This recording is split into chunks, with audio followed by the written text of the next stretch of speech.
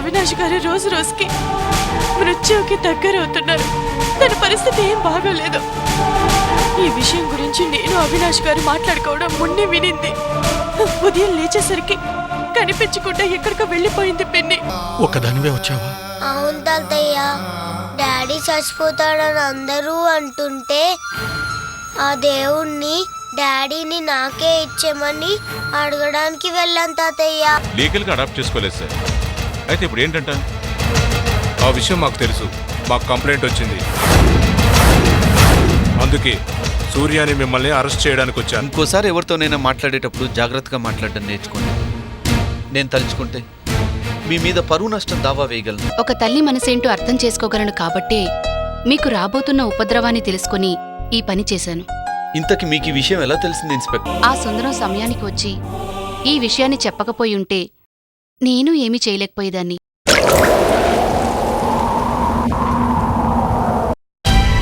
కానీ మీరు నాకు బిడ్డను దూరం కానివ్వకుండా మరో జన్మనిచ్చారు. సుందరం, మీరెప్పుడు మా అన్నతోటే ఉండడం వల్ల మిమ్మల్ని కూడా తనతో పాటు దుర్మార్గుడిగానే ఊహించుకున్నాను. కానీ మీలో ఉన్న మంచితనాన్ని ఊహించలేకపోయాను. ఈరోజు మీ గురించి సిఐ మాధవ్ గారు చెప్పగానే నిజంగా నేను నమ్మలేకపోయాను. అవును సూర్య గారు, దురదృష్టవశాత్తు నేను మీ అన్నయ్య గారితో కలిసి ఎన్నో పాపాల్లో పాలు పంచుకున్నాను. మీకు భార్గవి గారికి కలహాలు రావటానికి ఒక రకంగా నేనే కారణమయ్యాను.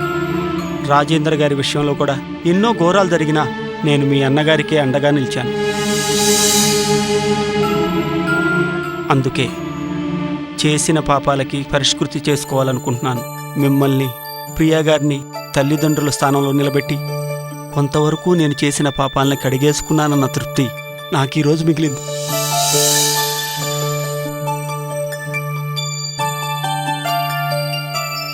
ఇక ఈ విషయం హరిగారికి తెలిసినా, ఆ రాక్షసుడి చేతులతో చచ్చిపోయినా నేను బాధపడ్ను.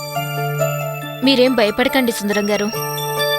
ఆ దేవుడు ఎప్పుడూ మంచివాళ్ళకి అన్యాయం చేయడు. మాధవి, మాధవి. ఎవరు? Uncle, Meera? What a surprise. కూర్చోండి. ఫస్ట్ టైం మా ఇంటికి వచ్చారు. ఏం తీసుకుంటారు అంకుల్? ఏమీ వద్దమ్మా, ఇప్పుడే భోంచేశాను. నిజంగా నాకు ఈరోజు చాలా ఆనందంగా ఉంది అంకుల్. మీరు మా ఇంటికి వచ్చారు. అవునమ్మా, ఆ అవసరం నాకెప్పుడూ కలగలేదు. కానీ ఇప్పుడు నువ్వు చేసిన పనికి నిన్ను అభినందిద్దామని వచ్చాను. నిన్నెప్పుడూ ఒక స్ట్రిక్ట్ పోలీస్ ఆఫీసర్గానే చూశాను తప్ప మానవత్వం ఉన్న ఒక మహోన్నత మూర్తిగా ఎప్పుడూ చూడలేదు. Thanks uncle. ఒక సాటి మనిషిగా నా బాధ్యత నెరవేర్చానంతే. ఇంతకీ మీరేదైనా పని మీద వచ్చారా? అవునమ్మా, నీకు థ్యాంక్స్ చెప్దామని వచ్చాను. దేనికి అంకుల్? ప్రియ విషయంలో నువ్వు చేసిన సహాయానికి వాళ్ళెప్పుడూ నీకు రుణపడి ఉంటారమ్మా. ఆ బిడ్డను వాళ్ళు అడాప్ట్ చేసుకున్నట్టుగా రిజిస్టర్డ్ డాక్యుమెంట్స్ తెప్పించగలిగావంటే అది సామాన్యమైన విషయం కాదు. నిజంగా అదొక అద్భుతం. నువ్వు చాలా రిస్క్ తీసుకున్నావమ్మా. తల్లి మనసేంటో నేను అర్థం చేసుకోగలను. అందుకే ప్రియకి సహాయం చేశాను. ఎనీహౌ, నువ్వు చేసింది మాత్రం చాలా గొప్ప సహాయం అమ్మా. వస్తానమ్మా. చెప్పు, వాడికి డాక్యుమెంట్స్ ఎక్కడి నుంచి వచ్చాయి?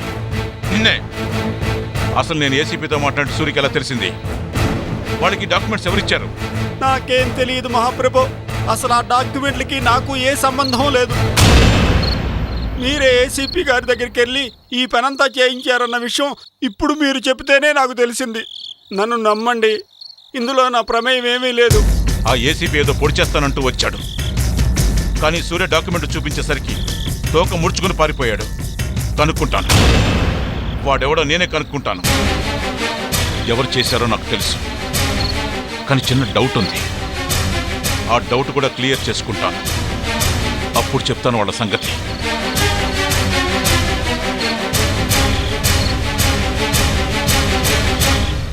ఎంతసేపు అవతల వాళ్ళ కీడు తలవటమేగా నీ పని.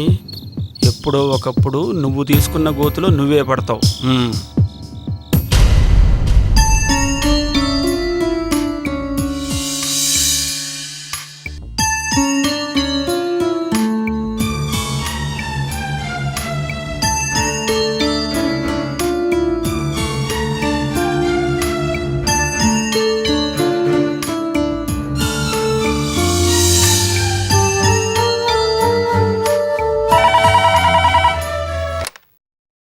హలో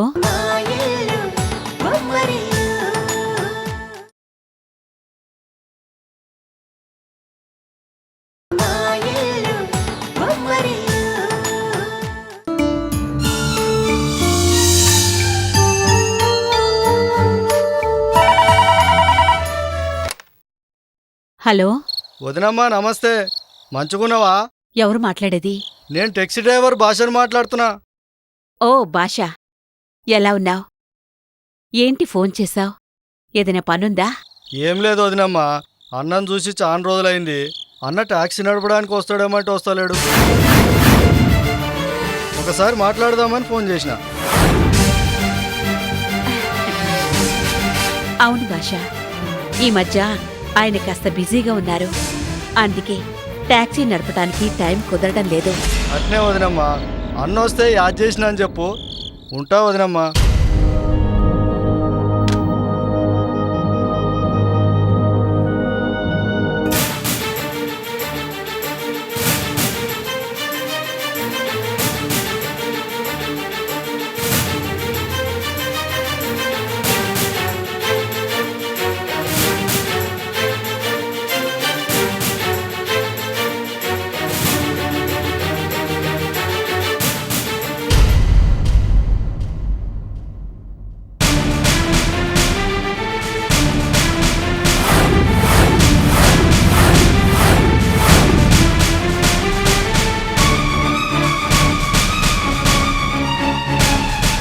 ఎక్కడికి వెళ్ళొస్తున్నారు?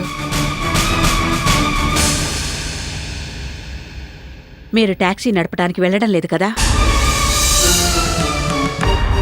ఇన్నాళ్ళు ఈ విషయం మీరు నా దగ్గర దాచిపెట్టినా ఈరోజు అన్ని విషయాలు తెలిసిపోయాయి.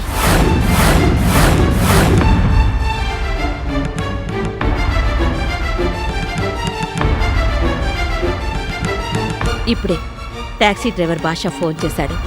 మీ గురించి అన్ని విషయాలు చెప్పేశాడు. అదేనండి, మీరు టాక్సీ నడపడానికి రావట్లేదని, మిమ్మల్ని చూసి చాలా కాలమైందని చెప్పాడు.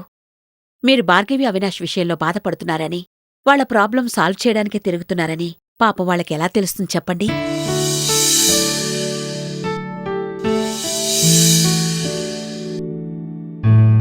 పోనీలే బోనా, నువ్వైనా నన్ను అర్థం చేసుకోగలిగావు. నాకంతే చాలు. సరే, ఇప్పటికే చాలా ఆలస్యమైంది. రండి భోంచెద్దురుగాని.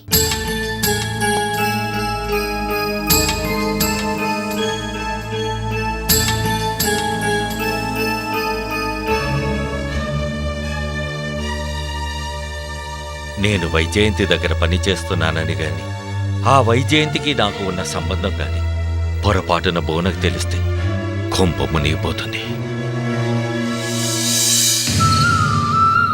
ముని,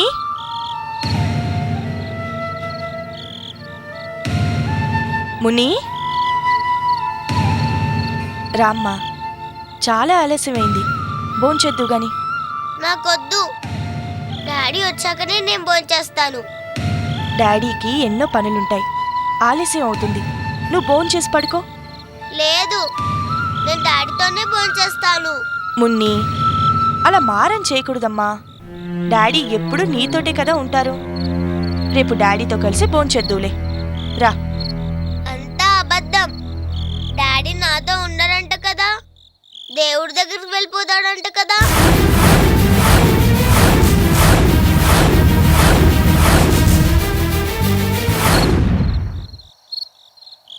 మమ్మీ, ఆ దేవుడు డాడీని నా దగ్గర పంపిస్తాడా?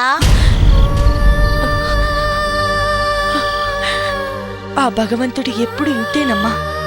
మంచి వాళ్ళని ఎప్పుడు కష్టపెడుతూనే ఉంటాడు. కన్నీళ్లకు కరిగేవాడే అయితే నా కన్న బిడ్డను నాకెప్పుడూ అప్పచెప్పేవాడు. మమ్మీ, ఏంటి మమ్మీ మాట్లాడవేంటి? మీ డాడీని నీ దగ్గరికి ఆ దేవుడు తప్పకుండా పంపిస్తాడమ్మా. నువ్వు అబద్ధం చెప్తున్నావు కదూ? లేదమ్మా, నిజమే. అయితే నాకు ఒక ముద్దు పెట్టు. ఎందుకమ్మా? నువ్వు ప్రామిస్ చేయమంటే ఎలాగో చేయవు కదా. ముద్దు పెడితే నువ్వు ప్రామిస్ చేసినట్టే అనుకుంటా. అందుకే ముద్దు పెట్టు. పెట్టు మమ్మీ.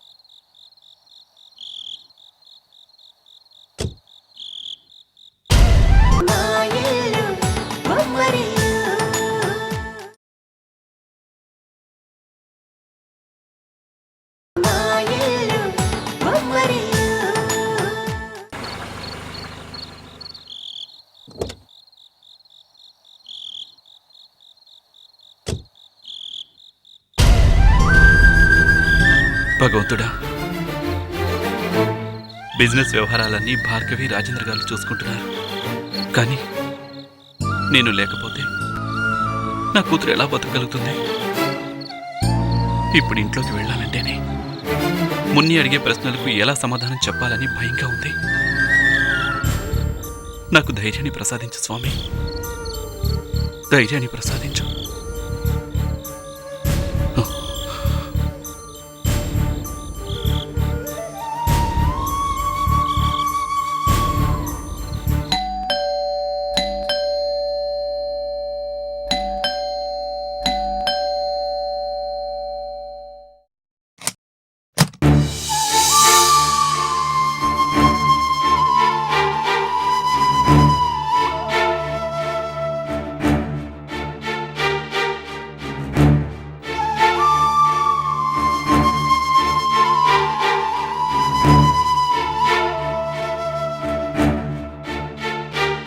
డాడీ,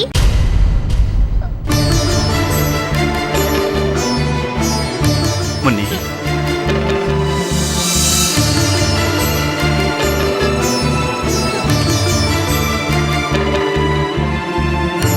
ఏమైందమ్మా? ఎందుకు అలా ఉన్నావు? నువ్వు చచ్చిపోతావంట కదా.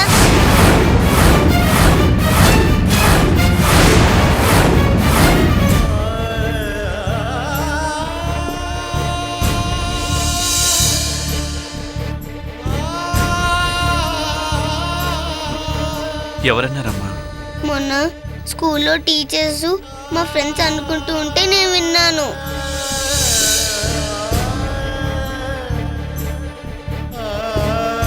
చెప్పు డాడీ, నిజంగా నువ్వు చచ్చిపోతావా?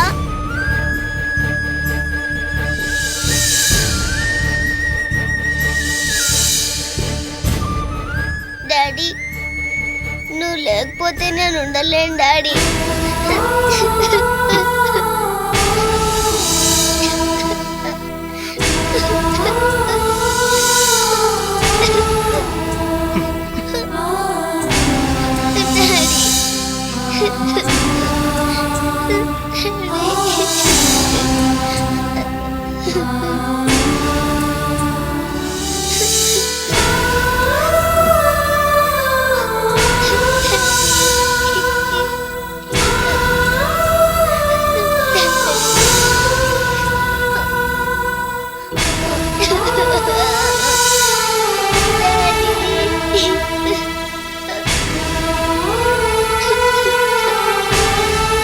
చచ్చా, ఊరుకోమ్మా. గుడ్ గర్ల్స్ ఇలా ఏడవకూడదు.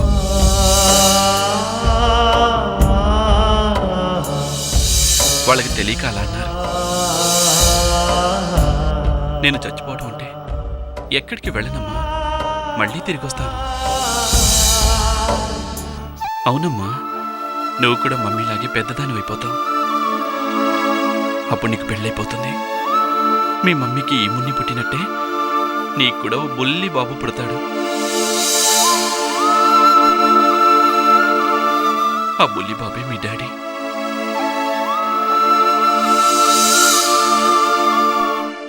అంటే నేనే.